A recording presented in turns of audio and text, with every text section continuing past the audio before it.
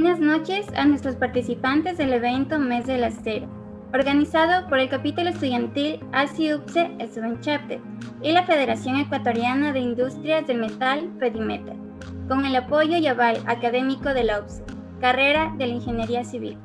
Mi nombre es Yulisa Valdés, diseñadora gráfica y directora de la Comisión de Promoción, Comunicación y Relaciones Públicas, y en nombre del capítulo me complace darles la bienvenida. Muy buenas tardes con todos los presentes. Mi nombre es Israel Navarrete, estudiante de la carrera de Ingeniería Civil de la Universidad Estatal Península de Santa Elena, y hoy tengo la oportunidad de acompañarles siendo su moderador. Presentamos al ingeniero Carlos Borges con el tema de criterios de diseño estructural de elementos de hormigón armado y dinámica de fluidos computacionales. Un pequeño perfil del ingeniero, pues el ingeniero Carlos Borges es ingeniero civil con sendos conocimientos en diseño, planificación, elaboración de presupuestos, ejecución, administración y fiscalización de proyectos civiles, industrias y obras hidráulicas. Magíster en hidráulica, mención en diseño de obras hidráulicas, investigador en dinámica de fluido computacional, especialista técnico civil, consultor y constructor. Muchísimas gracias. Buenas noches con todos los presentes. En realidad para mí es un gusto poder acompañarles nuevamente, felicitar por la iniciativa que han tenido y agradecer por haberme considerado nuevamente para una ponencia más. En esta oportunidad, como les habían ya comentado las personas que me antecedieron en la palabra, vamos a conversar un poquito respecto a dos temas que, bueno, no están muy relacionados, pero sí me gustaría comentarles un poquito de qué se trata cada uno. El primero tiene que ver con los criterios de diseño estructural para elementos de hormigón armado. Y bueno, posterior a eso, durante la segunda hora hablaremos un poquito respecto a lo que se conoce como dinámica de fluidos computacional. Entonces, bueno, eso como antesala, ahora sí podemos empezar. Primero vamos a conversar, como les decía, respecto a algunos criterios que debemos tener en cuenta cuando hacemos diseño de elementos de hormigón armado. Para esto es necesario que nosotros consideremos que siempre vamos a tener que trabajar con base en los materiales que tenemos disponibles nosotros, ¿sí? Entonces, cuando nosotros conocemos las características de los materiales con los que vamos a poder trabajar, pues tenemos ya la información preliminar que nosotros requerimos. Es decir, siempre que vamos a proyectar cualquier estructura, no solamente de hormigón armado, sino de cualquier otro elemento, nosotros debemos conocer primero los materiales, conocerlos muy bien. En este caso, necesitamos conocer todas las características que tienen los materiales, como ustedes pueden ver acá, en cuanto a la resistencia, ¿no es cierto? Las propiedades mecánicas, las tolerancias, estabilidades químicas y físicas en cuanto a capacidad de reaccionar con otros materiales. Las estabilidades físicas tienen que ver con las tolerancias en cuanto a las dimensiones, ¿sí? Algunos aspectos en cuanto a la seguridad para su manejo y utilización y lo que ustedes pueden ver ahí. Entonces, es decir, nosotros necesitamos la información preliminar que nos va a dar la oportunidad de saber con qué material vamos a trabajar y en función de esto, pues vamos a tener los criterios necesarios para poder dimensionar elementos en hormigón armado, ¿sí? Ahora, creo que la mayoría de nosotros estamos familiarizados con el término hormigón armado. De todos modos, voy a comentar que este es un material que está compuesto ya por dos elementos. El primero de ellos, el concreto u hormigón, ya simple, llamémoslo así, que tiene capacidades de soportar algunos esfuerzos, ¿no es cierto? Particularmente los esfuerzos de compresión, solicitaciones de compresión. Pero sabemos que este elemento, el concreto como tal, por sí solo no es capaz de resistir otras solicitaciones que se pueden llegar a presentar en nuestras estructuras, como es el caso de la torsión y de la flexión, ¿no es cierto? Entonces, para que este material sea capaz de soportar las solicitaciones, particularmente de flexión, ¿sí? Es necesario dotarle de un refuerzo, ¿no es cierto? Que es lo que nosotros conocemos como varilla o acero de refuerzo, ¿sí?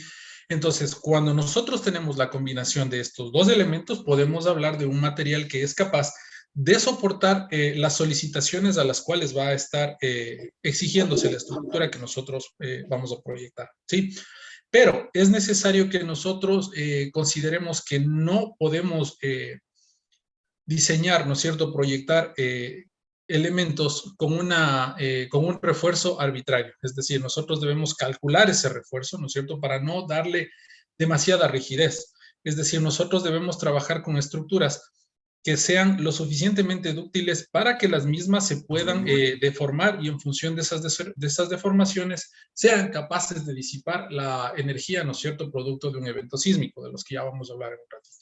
Entonces, para resumir esta situación, es necesario que consideremos que el hormigón armado tiene que ser diseñado con base en una cantidad admisible de acero, ¿sí? Vamos a ver en el transcurso de la ponencia que existen límites en cuanto a las cantidades de acero que debemos colocar en los elementos de hormigón armado. Como les comentaba previamente, el hormigón va a ser capaz de resistir estas solicitaciones, las que ustedes ven en pantalla, ¿no es cierto? Entonces, obviamente cuando nosotros trabajamos de forma adecuada, es decir, entregamos al hormigón cantidades de acero aceptables y adecuadas, pues van a ser nuestros elementos capaces de resistir estas solicitaciones. Las que ustedes ven en pantalla, excepto la torsión, de la que hablaremos en un ratito para profundizar un poquito más respecto a este fenómeno. Bueno, como les decía, primeramente nosotros debemos conocer los materiales con los que vamos a trabajar. Es decir, en la actualidad existen paquetes computacionales o inclusive fórmulas que nos permiten determinar la resistencia, ¿no es cierto? Estimar la resistencia de nuestros elementos que van a ser parte de las estructuras con base en dos datos fundamentales. El primero es el que nosotros conocemos como la resistencia a la compresión del hormigón, ¿no es cierto? Es el famoso F'C. Que bueno, conocemos también nosotros que esta resistencia, cuando nosotros hablamos de este término, sabemos que el hormigón a los 28 días después de haberse fundido es capaz de alcanzar estos valores, ¿no? Sabemos que cuando nosotros colocamos el hormigón en obra no es que inmediatamente alcanzan estas resistencias. Por más que nosotros utilicemos aditivos que permitan acelerar el proceso de fraguado y de obtención de estas resistencias, pues siempre es necesario que nosotros esperemos un tiempo para que podamos alcanzar esta resistencia, ¿no es cierto? La resistencia característica del hormigón ante los efectos de compresión, ¿sí? Y adicionalmente nosotros debemos conocer el límite de fluencia del acero de refuerzo, ¿no es cierto? Entonces, estos dos son los datos que vamos a necesitar para poder dimensionar, para poder calcular los refuerzos que vamos a necesitar en los elementos de hormigón conforme a las solicitaciones que estos van a necesitar soportar, ¿no es cierto?, durante la vida útil de nuestras edificaciones.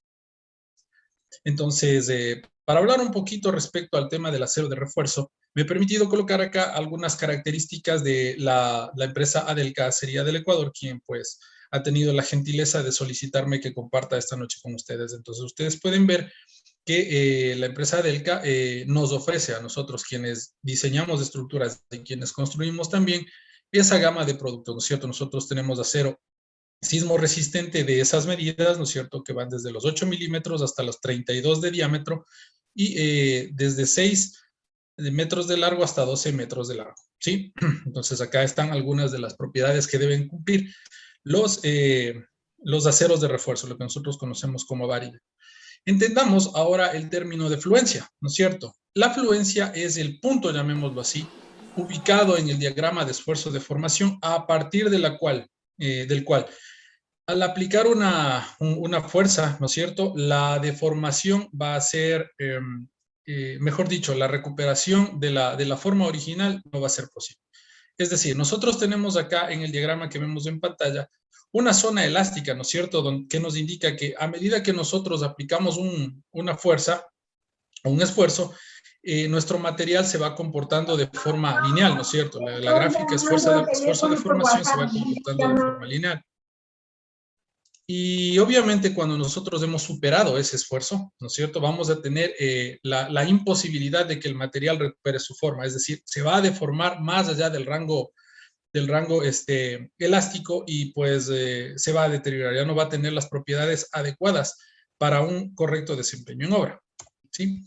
Entonces, bien, conocedores de estos términos ahora, ¿no es cierto? Vamos a hablar de que lo más habitual en el país es que nosotros podamos contar con estos límites de fluencia, ¿no es cierto? En concreto, la marca comercial Adelca pues nos ofrece productos que tienen un límite de fluencia de 4.200 kilogramos por centímetro cuadrado. Entonces, conociendo esto, ahora sí, vamos a comentar un poquito respecto a algunos cuidados. Bueno, dejemos esto para luego.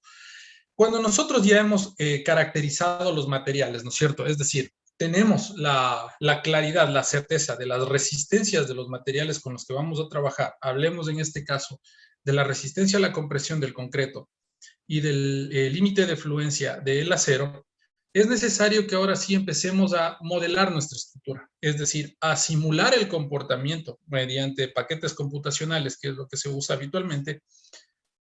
Pues vamos a tener la posibilidad de simular qué es lo que va a pasar con nuestras estructuras cuando están sometidas a diferentes cargas, ¿no es cierto? Entonces, ustedes pueden ver, me he permitido colocar una tablita que ha sido extraída del NEC, ¿no es cierto?, de la norma ecuatoriana de la construcción, donde nos indica cuáles son las combinaciones de carga que nosotros debemos tener en cuenta para realizar el diseño de nuestras estructuras. Es decir, nosotros conocemos que existen diferentes tipos de carga, ¿no es cierto?, que van a actuar en la estructura. Hablemos de carga muerta, de carga viva, de cargas de viento, de cargas de granizo y de cargas sísmicas particularmente. Entonces, todas estas cargas deben ser consideradas en nuestro proceso de diseño y obviamente deben ser consideradas conforme lo que está plasmado en la tabla que expongo, repito, extraída de la NEC, ¿no es cierto? Entonces, estas son las combinaciones de carga que nosotros vamos a tener que cargar en los paquetes computacionales para poder predecir el comportamiento que van a tener nuestras estructuras, ¿sí? Entonces, ahora vamos a hablar respecto a lo que concierne al diseño sísmico. Es decir, nosotros tenemos que tener en cuenta que estamos viviendo en una zona ya de alta actividad sísmica. Sabemos nosotros que vamos a tener que en algún momento enfrentarnos a un evento sísmico. Sabemos también que estos eventos sísmicos no pueden ser, no pueden predecirse y tampoco pueden evitarse. Lo único que podemos hacer es prepararnos para esto, para la llegada de uno de estos eventos. No sabemos cuándo se van a presentar, pero sabemos que en algún momento van a presentarse. Entonces, nosotros debemos realizar un diseño que nos permita contar con estructuras que sean capaces de resistir las solicitaciones sísmicas. Entonces, en esto consiste precisamente el diseño sísmico, en proyectar estructuras que sean capaces de soportar las solicitaciones sísmicas, ¿sí? Entonces, eso es lo que les puedo comentar respecto al tema del diseño sísmico. Y ahora sí vamos a hablar un poquito respecto a cuál es el proceso que nosotros seguimos para hacer el diseño sísmico como tal. Sabemos nosotros, como les comentaba previamente, que vamos en algún momento a tener la necesidad de enfrentarnos a un evento sísmico, ¿sí? Y sabemos también que los sismos, o bueno, en este caso he colocado ahí el calificativo terremoto, pues actúa de manera horizontal, ¿no es cierto?, con nuestras estructuras. Es decir, son solicitaciones horizontales, ¿sí?, que van a tender a nuestra estructura a hacerle desplazar en ese sentido precisamente, de forma horizontal, ¿sí? Muy bien. Entonces, ustedes pueden ver prácticamente cuál sería el comportamiento estimado de una edificación ante un evento sísmico, ¿no es cierto? Entonces, sabemos nosotros que el sismo lo que hace es desplazar lateralmente a nuestras edificaciones y obviamente estos se manifiestan en la base, de la estructura, ¿no es cierto? Entonces, a nuestra estructura le van a llegar, llamémoslo así, desde la base, ¿no es cierto? Entonces, siendo consecuentes con eso, nosotros podríamos hablar de que existen construcciones sismoresistentes y construcciones que no pueden ser calificadas de esa manera. Entonces, sabemos que la construcción sismoresistente es aquella que nosotros proyectamos con una adecuada configuración estructural.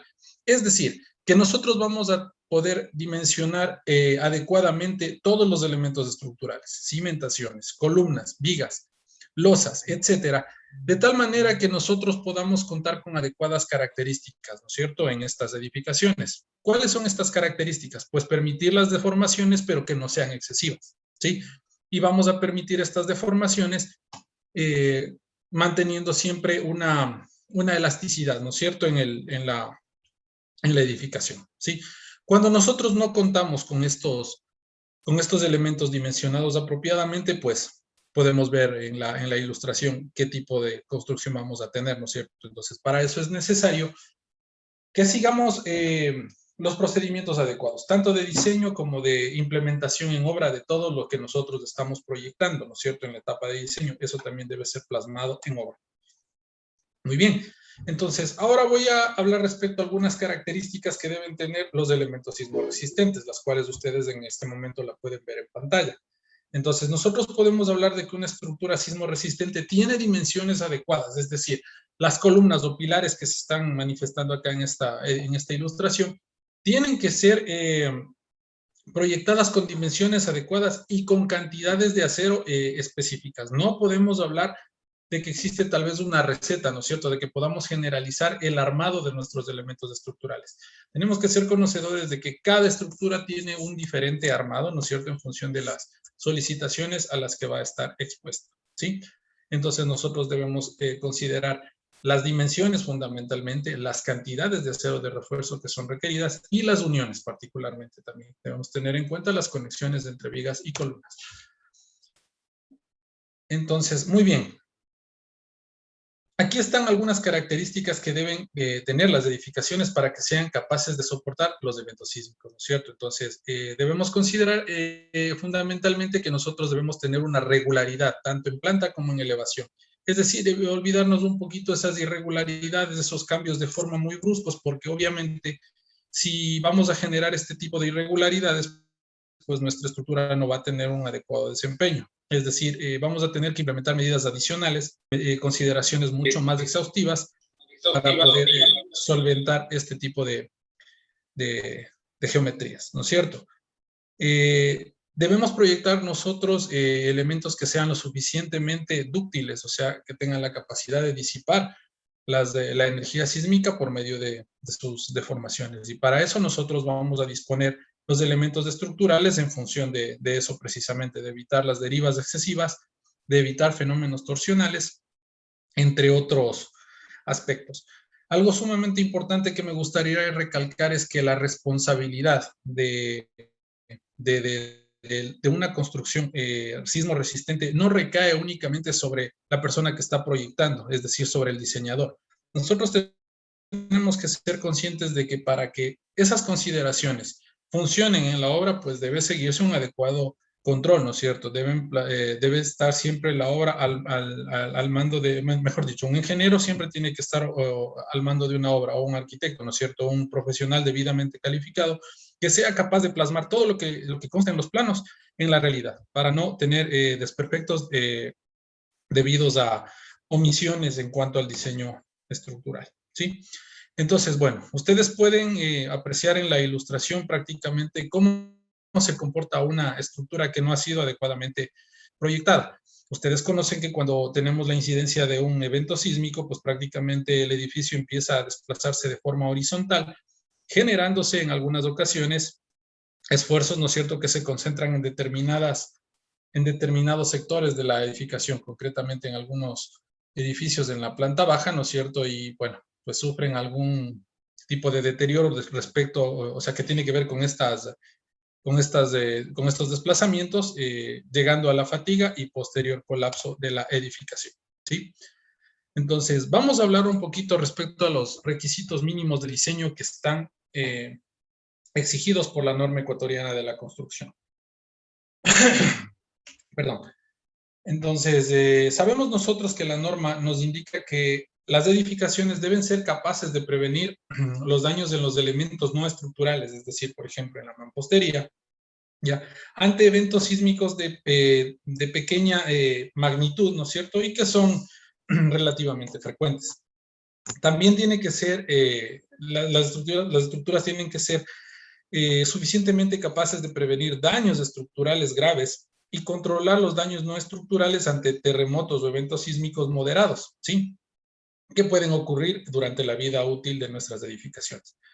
Y fundamentalmente tiene que evitar el colapso de estas estructuras ante terremotos que sean severos, ¿sí? Entonces, en eventos ya extraordinarios de mayor incidencia, entonces, esos son los requisitos mínimos del diseño exigidos por las normas. Ahora, vamos a conversar un poquito respecto a al proceso que se lleva a cabo para obtener construcciones sismorresistentes. Ustedes dirán, claro, muy bonito, nosotros sabemos qué es lo que debemos hacer. Ahora ustedes preguntarán, ¿cómo se hace esto? Pues es un procedimiento un tanto complicado que voy a tratar de resumir en este momento. Como les comentaba previamente, nosotros debemos considerar todas las cargas que van a tener que resistir nuestras edificaciones, ¿no es cierto? Y somos conocedores que nosotros trabajamos mediante un método que se basa en coeficientes de mayoración. La tablita que les había presentado en láminas precedentes, pues nos mostraba cuáles son las combinaciones de carga que nosotros debemos tener en cuenta durante el diseño sísmico, del diseño sismo resistente, perdón.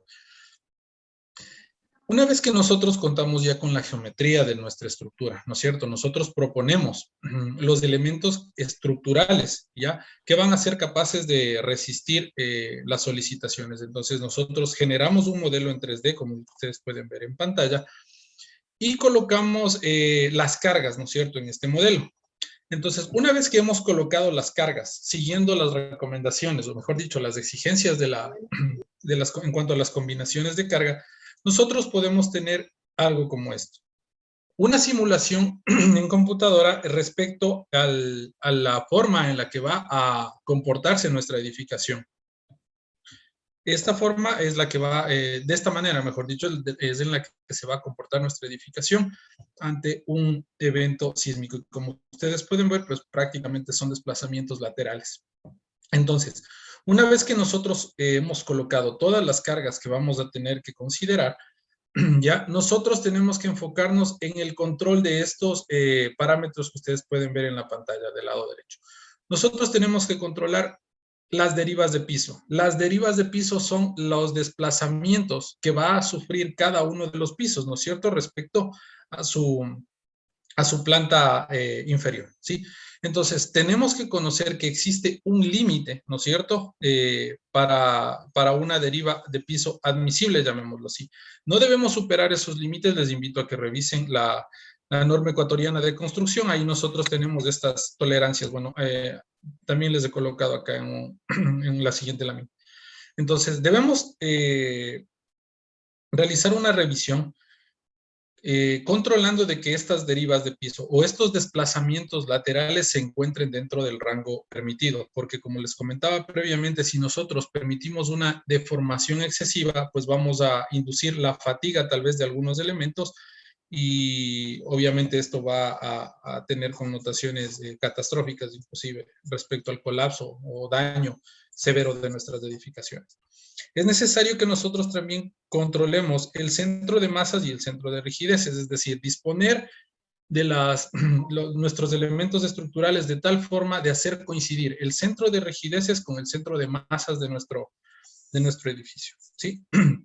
Y cuando nosotros logramos eso, pues prácticamente vamos a tener un comportamiento adecuado. Un comportamiento adecuado de la edificación corresponde a aquel que solamente admite desplazamientos laterales en cualquiera de los dos sentidos.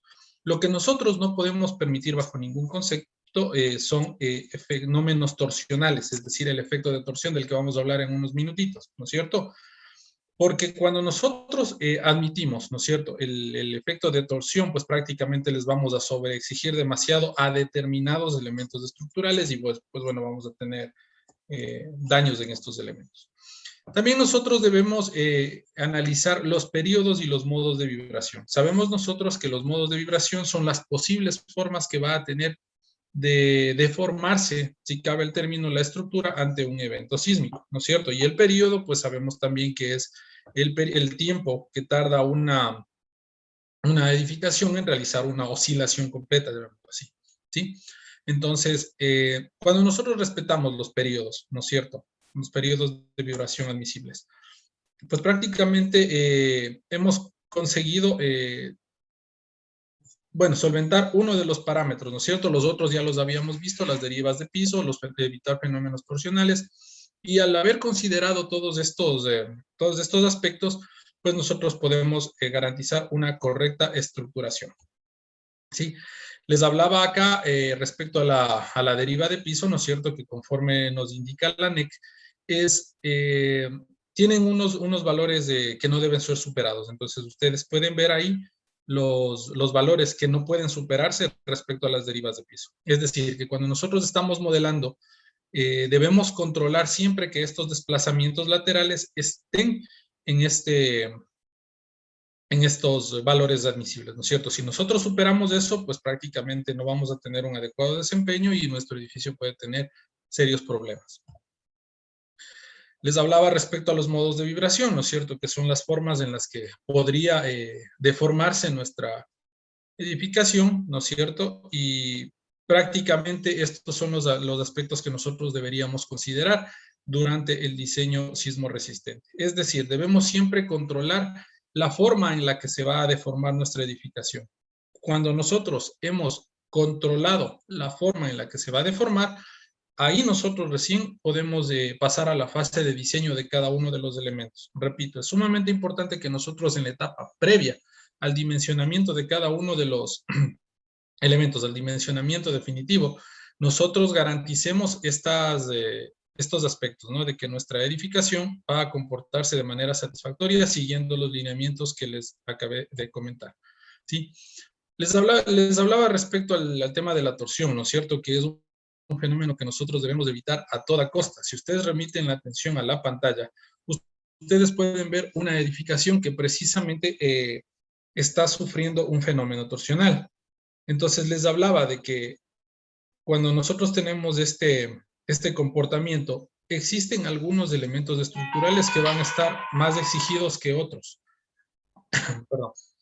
Entonces, al exigirse algunos elementos más que otros, perdón, vamos a tener nosotros tal vez incidencias negativas en nuestra edificación. Entonces, esto es lo que precisamente debemos controlar. Perdón. Que nuestra edificación no se comporte de esta forma como la que ustedes pueden ver en pantalla. Permítanme un segundito, por favor.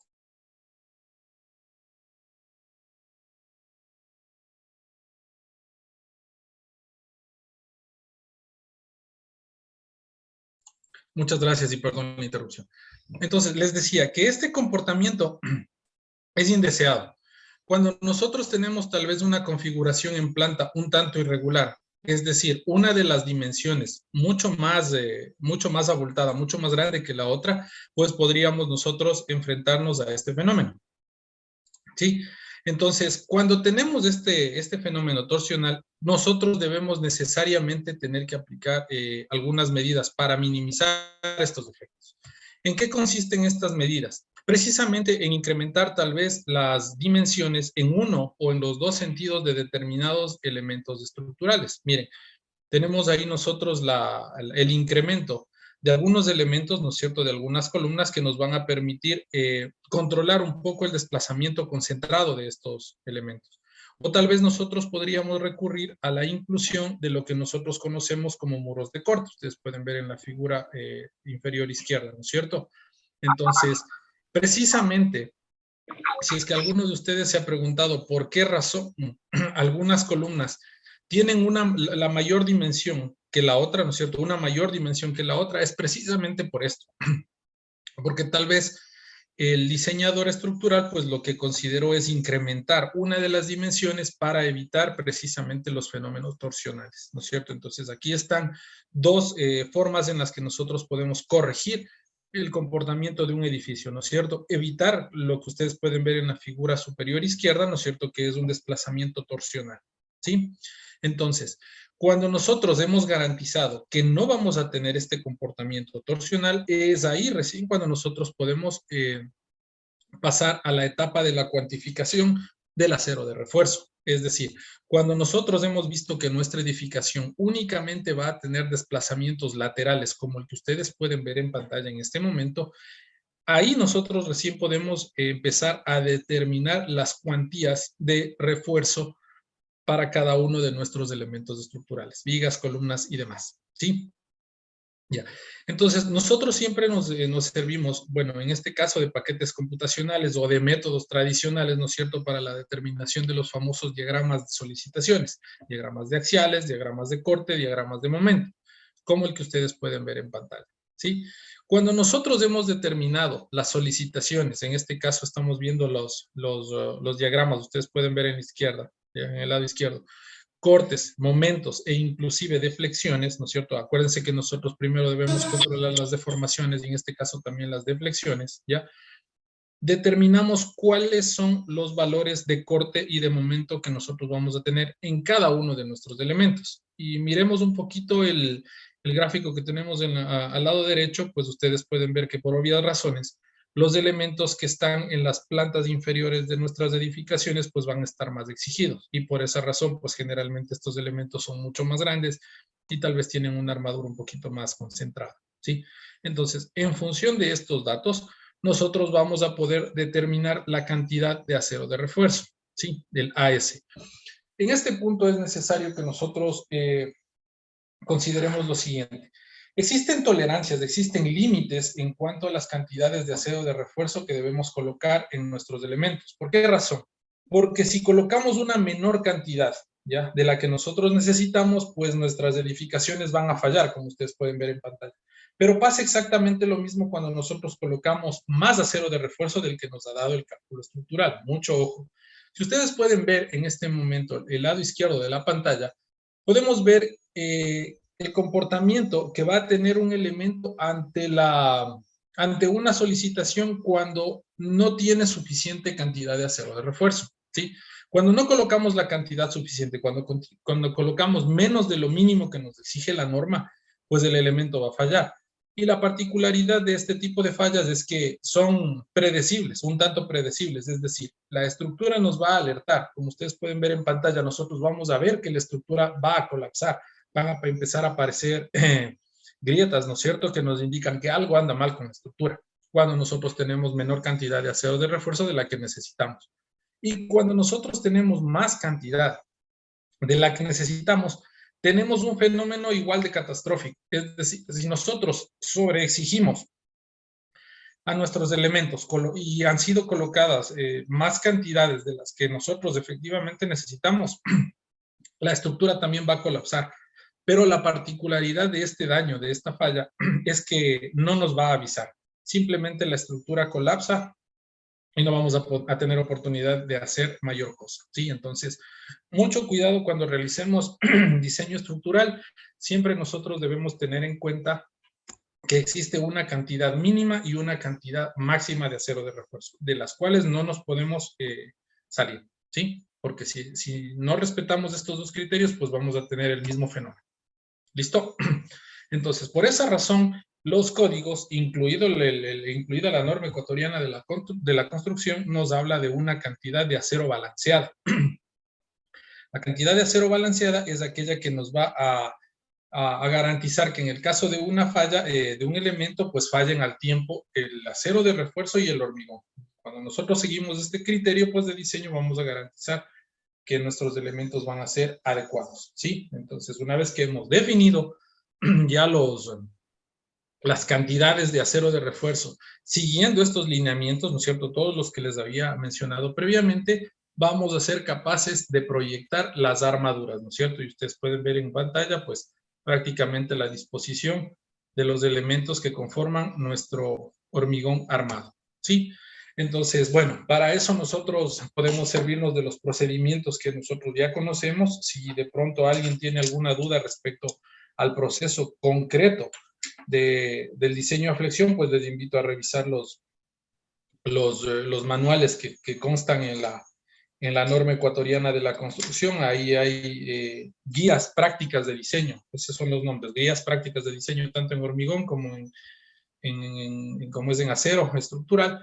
Pues ahí tenemos prácticamente el proceso detallado, ¿no es cierto?, del diseño de todos y cada uno de nuestros elementos. Entonces, aquí pueden ver ustedes prácticamente el proceso mediante el cual se lleva a cabo el dimensionamiento, ¿no es cierto?, de la cantidad de acero de refuerzo en base a una sección que nosotros previamente hemos definido, ¿no es cierto? Aparte de eso, una vez que hemos realizado ya el diseño a flexión, pues podemos realizar el diseño a corte, que nos va a dar obviamente la distribución de los estribos, ¿no es cierto?, para poder solicitar, para poder resistir a esta solicitación, ¿no es cierto? Entonces, les invito a revisar esa documentación que prácticamente nos va a permitir generar estructuras seguras, ¿no es cierto? Muy bien. Entonces, algunas recomendaciones respecto al acero de refuerzo en concreto, ¿sí? Es necesario que nosotros tengamos en cuenta algunas de ellas para garantizar, aparte de lo que está plasmado en el diseño estructural, pues nosotros debemos garantizar que siempre se respeten los procesos constructivos que nos van a permitir contar con estructuras seguras. Y uno de ellos es pues prácticamente que debemos siempre considerar que los hierros, ¿no es cierto? La varilla, el acero de refuerzo, siempre debe ser cortado y doblado en frío, ¿sí? Es decir, que si nosotros recurrimos a calentarle, ¿no es cierto? Nos vemos obligados en la necesidad de calentar la varilla para poder doblarla o cortarla, pues debemos ser conscientes de que este fenómeno nos va a perjudicar la resistencia del material.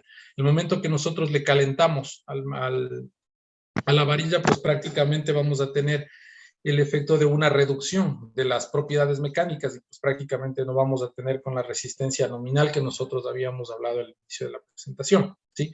Es necesario que nosotros también garanticemos en obra que estos elementos de acero de refuerzo deben ser recubiertos en su totalidad y para eso nosotros tenemos los revestimientos mínimos que también se encuentran tabulados, ¿no es cierto?, para respetar la cobertura mínima en nuestras armaduras, ¿no es cierto? Tenemos también que garantizar de que previo al vertido del hormigón ya en obra, es necesario que nuestras armaduras se encuentren libres de polvo, de toda impureza, de todo material que pueda perjudicar la adherencia del concreto hacia nuestros hierros, ¿no es cierto? Y bueno, pues ahí tienen ustedes varios aspectos que deben considerarse, ¿no es cierto? Vamos a tratar de resumirlos un poquito con las siguientes ilustraciones. Es sumamente importante que nosotros tengamos en cuenta que el diseño a corte es igual de importante que el diseño a flexión. ¿Por qué razón? Porque se han visto casos en los que la estructura está correctamente diseñada en cuanto a las armaduras que se requieren por flexión, es decir, a las armaduras principales, pero no se atienden en algunos casos las solicitaciones de corte. Y cuando nosotros no tenemos precisamente el refuerzo a corte, ¿no es cierto?, que prácticamente va a confinar nuestra armadura principal o armadura longitudinal, tenemos este tipo de consecuencias, ¿no es cierto? Vamos a tener una falla en los elementos estructurales, ¿no es cierto? Entonces ya vamos a ver unas fotografías respecto a eso. Para poder también nosotros colocar adecuadamente el acero de refuerzo en obra, es necesario que sigamos algunas de estas, mejor dicho, estas consideraciones. Siempre nosotros debemos doblar la varilla por el lado que se muestra en la figura, ¿no es cierto? Procurando dejar el resalte longitudinal, que ustedes pueden ver en la figura inferior derecha, ¿no es cierto?, por la parte de afuera. Que prácticamente lo que nos hace es controlar las microfisuras que vamos a dejar nosotros en el acero de refuerzo cuando realizamos un doblez. Entonces, si nosotros tenemos en cuenta que el resalte debe quedar por la parte exterior, pues vamos a controlar ese microagrietamiento que se va a formar en los sectores donde nosotros doblamos y prácticamente el elemento no va a sufrir ningún desperfecto. ¿Sí? Ese resalte longitudinal es sumamente importante y nosotros debemos tener en cuenta la disposición adecuada. Sumamente importante también tener en cuenta el doblez de los hierros, ¿no es cierto? Debemos procurar siempre hacer dobleces a 45 o 135 grados como se muestra en el lado izquierdo. ¿Por qué razón? Porque si nosotros únicamente hacemos un doblez a 90 grados de estos elementos, pues prácticamente no tienen forma de trabarse. El caso contrario, pues ocurre cuando nosotros doblamos adecuadamente, es decir, formando ángulos de 45 o 135 grados, ¿no es cierto?, en los estribos, que van a tener la oportunidad de trabarse precisamente con el hierro longitudinal, ¿no es cierto? Entonces, de esta manera, cuando tengamos nosotros algún evento extraordinario, pues estos elementos no van a tender a abrirse, entonces ahí van a tener un muchísimo mejor desempeño, ¿sí? Lo que les hablaba respecto al tema del recubrimiento del acero. Respecto a esto, hay dos consideraciones a tener en cuenta. La primera es que si nosotros no recubrimos adecuadamente nuestros hierros, vamos a reducirle innecesariamente la sección que nosotros hemos proyectado. Es decir, si nosotros, por poner un ejemplo, tenemos una columna de 30 por 30, pero lastimosamente no hemos recubierto adecuadamente una de las caras, pues prácticamente se nos va a reducir, ¿no es cierto? Ya no vamos a tener 30 por 30, sino tal vez las dimensiones descontando el espesor que no ha sido efectivamente recubierto, ¿no es cierto? Y obviamente esto nos induce a los tipos de fallas que podemos ver en la figura. Y también hay que tener en cuenta que este efecto pues, nos genera la aparición de corrosiones, ¿no es cierto? Es decir, de óxidos en nuestra armadura, que ya sabemos lo que eso involucra. En el momento que se nos oxidan las armaduras, pues prácticamente su resistencia también se ve disminuida. Entonces es algo que no podemos admitir, por esa razón les invito siempre a tratar de respetar los revestimientos adecuados. Es decir, antes de realizar el vaciado del hormigón, el vertido del hormigón, siempre fijarnos que estén los elementos debidamente recubiertos, ¿no es cierto? Entonces, eso es sumamente importante. Algo también que debemos tener en cuenta es la disposición en obra de nuestros hierros, ¿no es cierto? Y les decía también, o bueno, mejor dicho, creo que no les dije todavía, pero es importante tener en cuenta que debemos siempre proteger a nuestros hierros de la humedad, porque la humedad nos genera corrosión y la corrosión pues genera daños. Entonces, esta es una forma que se puede aconsejar para la disposición temporal de nuestros hierros en obra, es decir, colocar madera que nos pueda permitir evitar el contacto directo entre nuestros hierros y el suelo que tiene humedad, y también colocarle pues un revestimiento que puede ser plástico, ¿no es cierto?, para evitar el contacto con la lluvia, ¿sí? Ustedes pueden ver aquí las figuras que les había comentado previamente, donde se nota pues prácticamente que tenemos un adecuado refuerzo longitudinal, pero al no haberlo confinado adecuadamente con la armadura de corte, pues con el estribo nosotros tenemos esas incidencias, ¿no es cierto?, ese tipo de fallas. Ustedes pueden ver ahí. En el primer caso, una inadecuada disposición de los estribos, ¿no es cierto?, una sección muy, muy pequeña.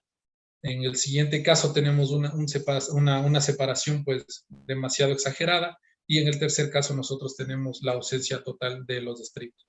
Vale aclarar que la norma ecuatoriana de la construcción en estas instancias pues prácticamente nos indica que ya no podemos utilizar estribos de 8 milímetros, ¿no? La sección mínima de un estribo pues tiene que tener un diámetro de al menos 10 milímetros en cuanto a los estribos, ¿sí? Podemos ver ahí ejemplos del mismo fenómeno, ¿no es cierto? En el lado izquierdo podemos ver que se han hecho dobleces a 90 grados, ¿no es cierto? Y pues prácticamente la estructura, los elementos se han abierto, ¿no es cierto?, al no tener la oportunidad de trabarse. Y en el lado derecho, pues vemos que prácticamente se han olvidado de colocar los estribos, y pues ustedes pueden ver las consecuencias que eso tiene, ¿sí? Para finalizar esta exposición, pues me gustaría invitarles a que miren en pantalla lo que nosotros podemos tolerar en obra en cuanto a la corrosión. Cuando nosotros en obra tenemos una pequeña corrosión como la que se aprecia en pantalla, pues nosotros podemos continuar.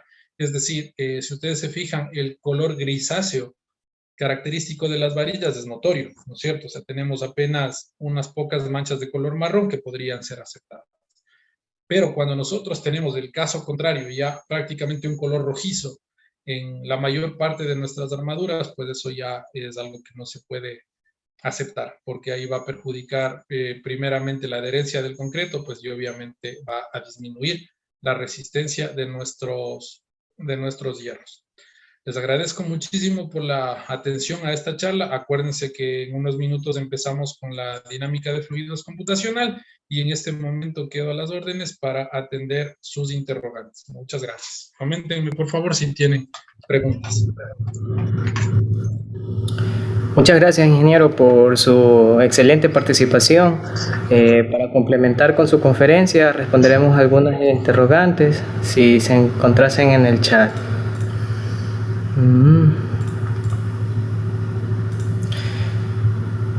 Bien, nos dicen cómo se puede limpiar un acero si está bastante oxidado. A ver, una forma aconsejable de limpiar el acero es precisamente digamos, un contacto mecánico entre una grata y el hierro, ¿no es cierto? Entonces, nosotros conocemos las herramientas, las amoladoras, creo todos, ¿no es cierto? Podemos servirnos de una amoladora y una grata trenzada, una grata de alambre. No sé si ustedes están familiarizados. Una grata es una copa, ¿no es cierto?, conformada por unos entramados de alambre, ¿no es cierto?, Entonces, esa al estar rotando a altas velocidades, a las velocidades que nos da la amoladora, pues prácticamente va a ser capaz de remover las incidencias de los óxidos. Entonces, me permito recomendar el uso de una amoladora con una grata, pero siempre, por favor, utilizando equipo de protección personal, utilizando gafas de seguridad, porque al nosotros emplear la grata, pues siempre se desprenden limallas. Entonces, estas limallas son como proyectiles, que en el caso de llegar a los ojos, pues es desastroso lo que puede acontecer. Entonces, me permito sugerirles eso, pero siempre utilizando este equipo de protección personal. Acuérdense, las gafas, los guantes y obviamente el calzado adecuado que tiene puntas de acero. Ingeniero, complementando la pregunta del compañero, si dice, si no existen aditivos o líquidos que permitan limpiarnos, esto enfocándose, creo yo, en lo que es la composición del hierro como tal, si es que no va a alterar o algo por el estilo. Bueno, en realidad lo que deberíamos hacer es siempre remitirnos a las especificaciones técnicas del fabricante, ¿no? En realidad yo no he tenido oportunidad de trabajar con estos productos, siempre he preferido la remoción mecánica y por eso es que me permito recomendar. Entonces, si existen productos, hagan uso de ellos, pero repito, siempre haciendo uso de los lineamientos de las especificaciones técnicas, ¿no?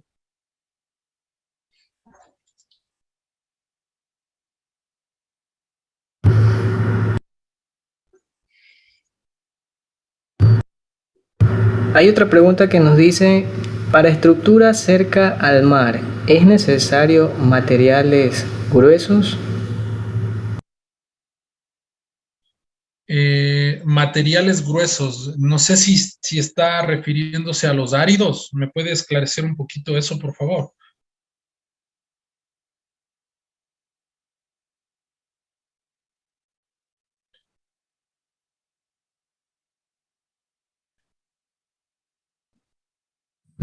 En este caso, columnas está preguntando el compañero Carlos Indio. Ya, a ver, tengamos en cuenta lo siguiente. A ver, cuando nosotros hablamos de recubrimientos, siempre debemos tener en cuenta los lineamientos que están plasmados tanto en el ACI 318 como en la norma ecuatoriana de la construcción. Para complementar un poquito la pregunta, porque en realidad no me queda muy claro a qué se refiere, voy a comentarle algunos aspectos. La norma nos exige que siempre las estructuras deben tener al menos 1 pulgada de revestimiento, las que no están en contacto con suelo, como eso, o con el agua. Las que están en contacto con el suelo tienen que tener al menos 3 pulgadas de revestimiento y las que están en contacto directo con el agua tienen que tener 4 pulgadas de revestimiento, es decir, 10 centímetros. Con eso nosotros estamos garantizando que que no van a estar en contacto con materiales que van a perjudicar sus propiedades mecánicas. Entonces, no sé si con eso respondí algo a la pregunta, porque en realidad le pido me disculpe, no le entendí muy bien.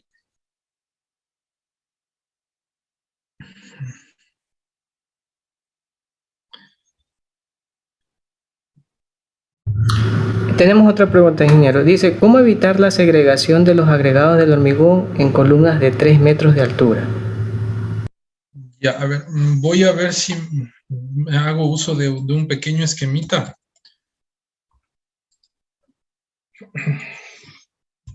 A ver.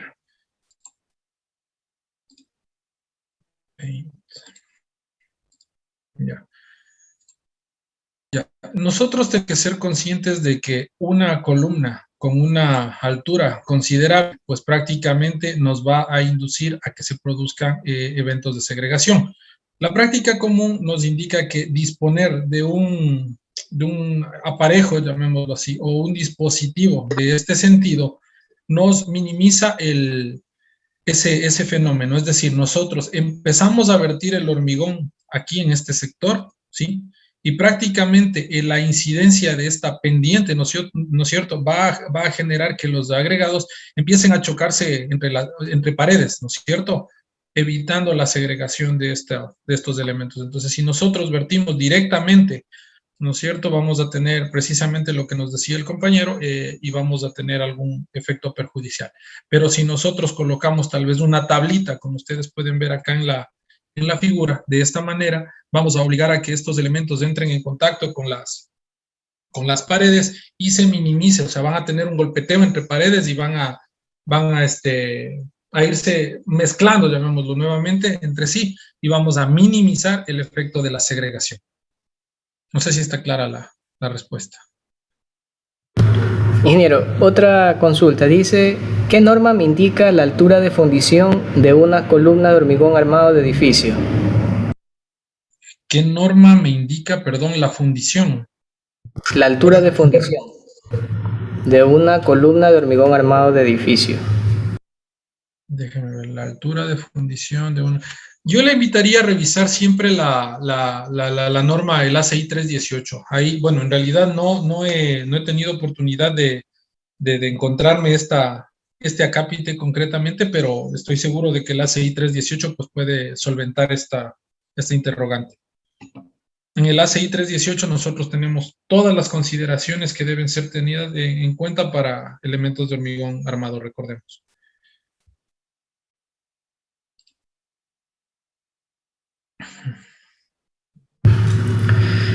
Bien, ingeniero, agradecemos su participación. Les recuerdo que los certificados serán entregados obteniendo como un mínimo del 80% de asistencia y bueno, creo yo que de aquí viene otra disertación de parte suya, ingeniero, ¿verdad? Sí, muchísimas gracias. Vamos a proceder en unos minutitos. Permítame, por favor, buscar la presentación. Vamos a compartir el tema de dinámica de fluidos computacional.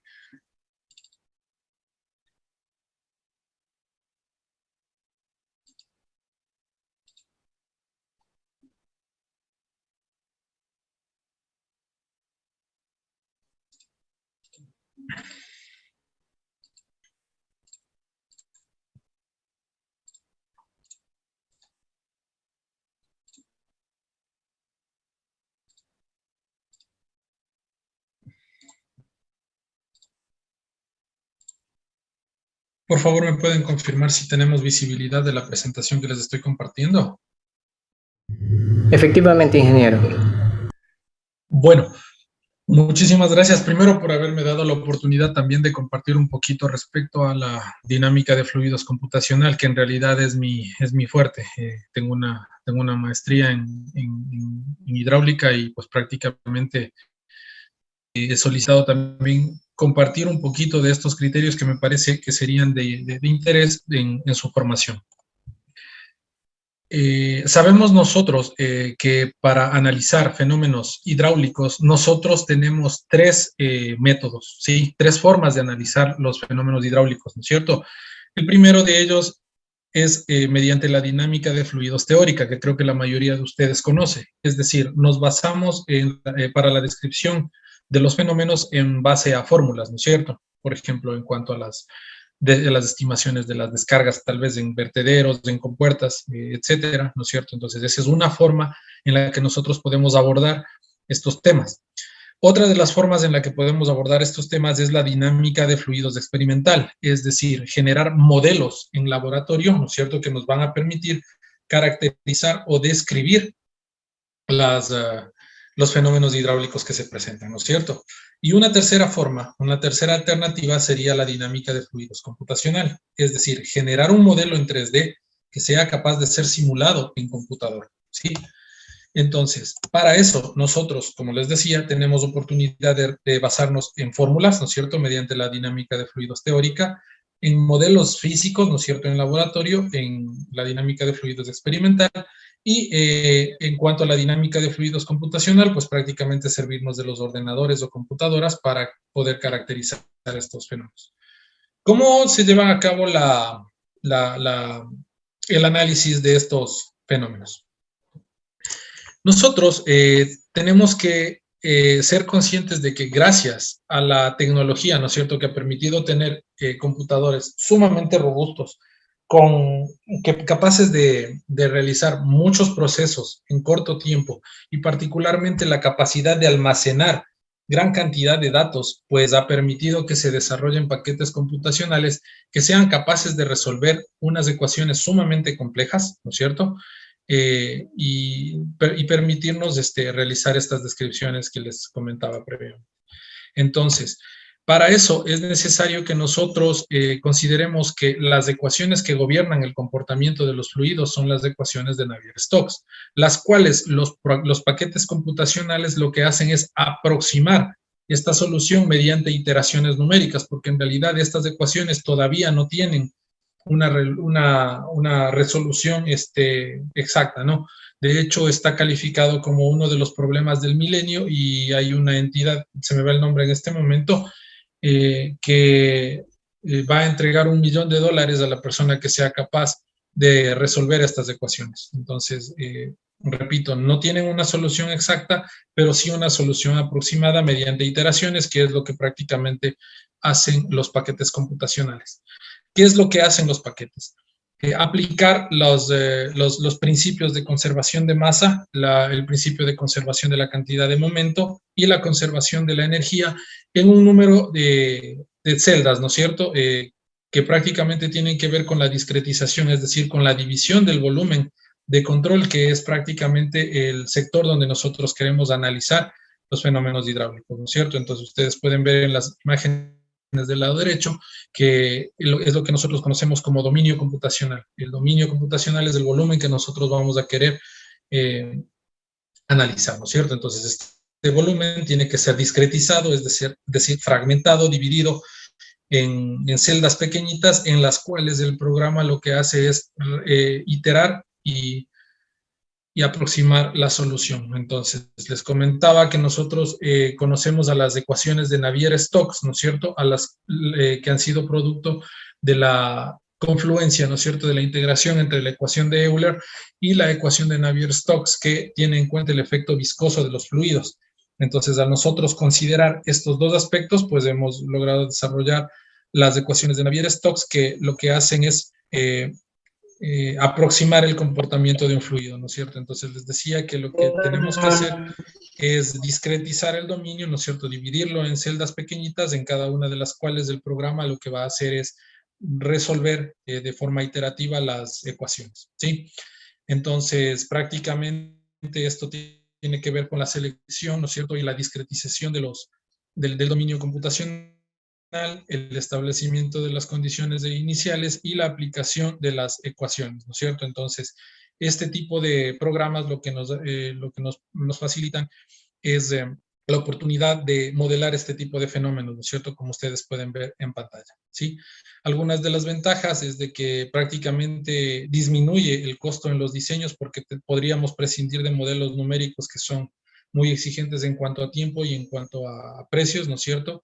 También nos da la oportunidad de modelar fenómenos que se desarrollan en condiciones muy complejas, por ejemplo, cuando tenemos altas velocidades, altas temperaturas o, bueno, entre otros, ¿sí?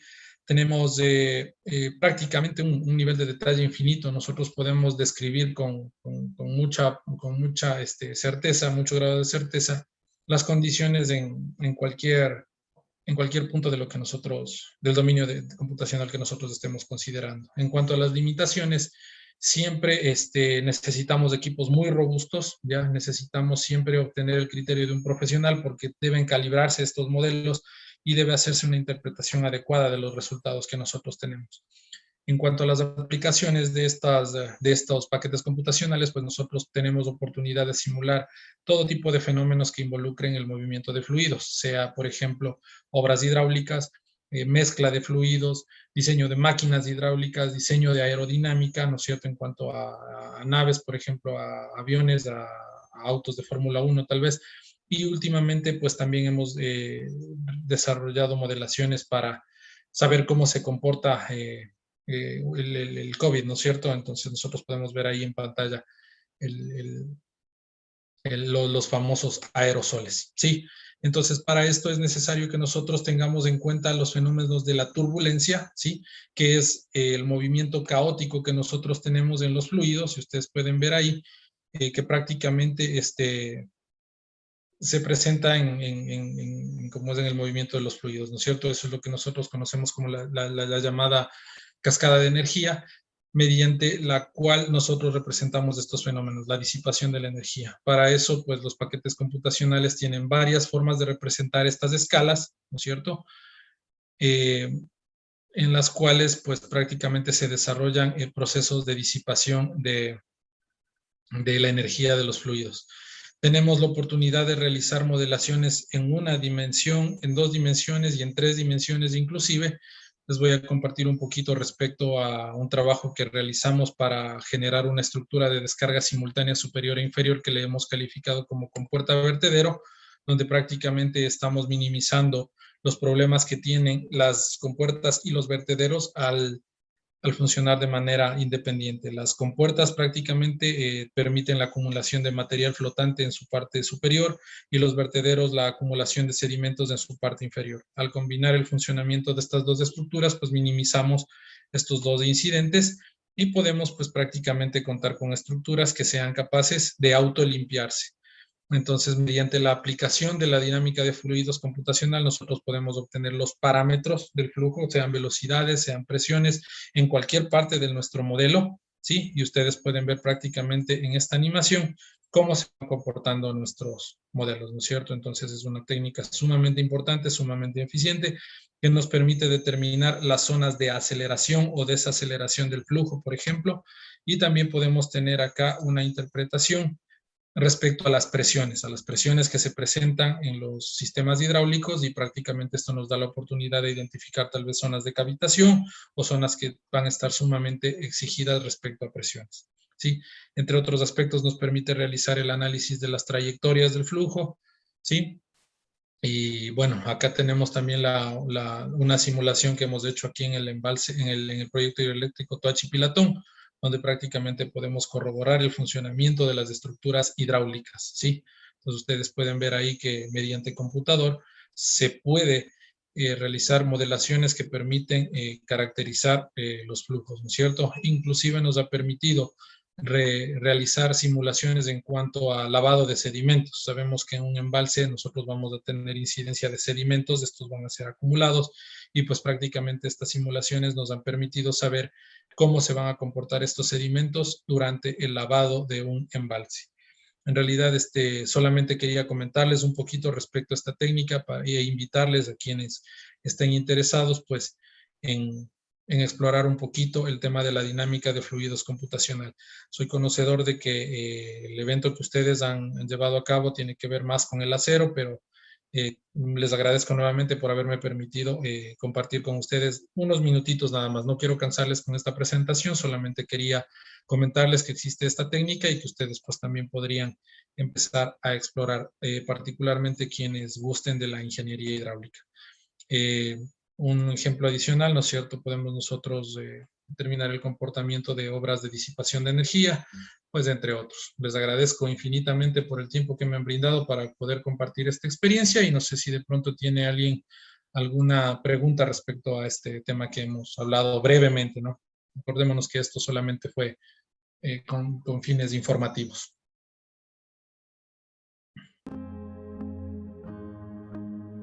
Aquí me dice, buenas noches ingeniero, ¿qué programas se usan en este modelamiento? Bueno, existen algunos programas, algunos que son libres, por ejemplo, EGRAS, ya se nos permite hacer modelaciones uni y bidimensionales. Existe el programa OpenFOAM, que se nos permite hacer animaciones como las últimas que vimos, y existen, bueno, también programas ya que tienen una licencia, que necesitan una licencia, como son el ANSYS, CFX y el Flow 3D. Entonces, estos programas nos permiten hacer modelaciones en 3D. En 2D también existe el programa IBER, nos permite determinar, por ejemplo, áreas de inundación, calados, velocidades en planta, ¿no es cierto? Eso respecto a los programas. No sé si de pronto alguien más tiene alguna otra consulta. Sí, ingeniero. Dice, en procesos constructivos, ¿cómo se ejecutaría la compuerta vertedero?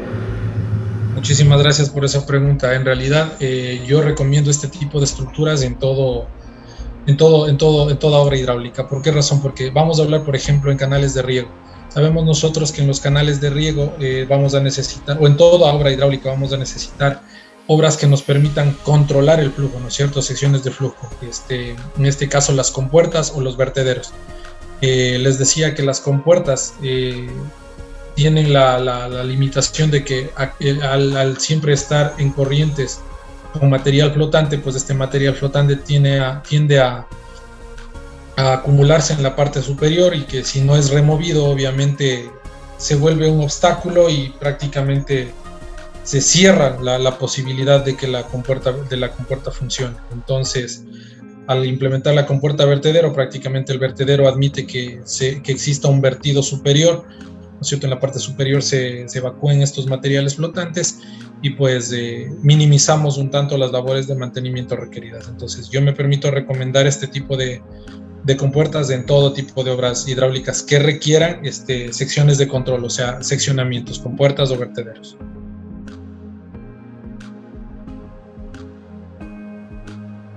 Ya conoce los disipadores de energía para agua lluvia. Sí, en realidad existen varios tipos de disipadores para agua lluvias. Hay cámaras de oscilación, hay los disipadores helicoidales, ¿no es cierto? Los que generan un movimiento, no rotacional, sería de forma helicoidal, ¿no es cierto? Y al entrar en flujo, en contacto con las paredes, pues prácticamente va a irse disipando la energía. Entonces existen varios de estos. Les recomiendo 2 libros, el de la hidráulica de Idelchik y el de el diseño de obras hidráulicas de Crokin.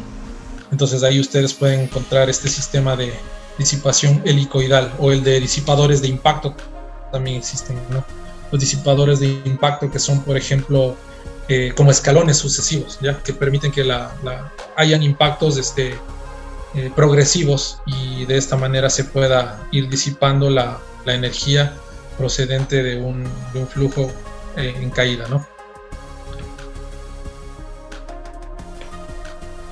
Nos dice una consulta adicional. Ingeniero, ¿qué se recomienda para la calibración de un modelo computacional? Muchas gracias. En realidad la mejor forma de calibrar los modelos son siempre experiencias en laboratorio. Esa es la mejor forma de calibrar. Si nosotros podemos generar un modelo físico en el cual podamos cotejar las informaciones, pues eso es lo más importante, ¿no es cierto? Es la mejor forma de comprobar. Pero también existen otras formas de calibración, como por ejemplo el uso de ábacos, ¿no es cierto? De nomogramas para la determinación, por ejemplo, en este caso de los caudales de descarga. Entonces podemos recurrir a cualquiera de las dos. Bueno, existen muchas otras, ¿no? Pero creo que las más importantes son las que les acabo de nombrar.